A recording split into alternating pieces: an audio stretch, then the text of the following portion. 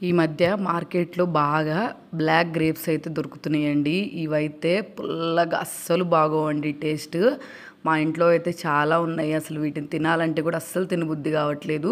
చూసారు కదా వీటి మీద తెల్లటి పొరలాగుంది. వీటిని ఒక 4, 5 సార్లు అయితే నీట్‌గా వాష్ చేయాలి. నేను అలా వాష్ చేసినా దీని మీద తెల్లగా ఉన్నదైతే అస్సలు పోలేదు.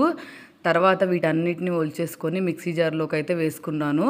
కొంచెం పటిక బెల్లం వేసుకొని ఒక 1 కప్పు పాలైతే యాడ్ చేసుకొని బాగా వీటినైతే మిక్సీ చేసుకున్నా అండి. మిక్సీ చేసుకున్న దీని లోపల అక్కడక్కడ గింజలైతే ఉంటాయి కదండీ! అవైతే కొన్ని మెదిగినాయి, కొన్ని అయితే మెదగలేదు. అట్లాగా 2, 3 టైమ్స్ వేసిన తర్వాత మెత్తగా జ్యూస్ లాగా అయితే అయింది. ఎంత పుల్లగా ఉన్నాయంటే జ్యూస్ చేసుకున్నా కానీ వీటి అస్సలు తాగబుద్ధి కాలేదు. అంత పుల్లగా ఉన్నాయి.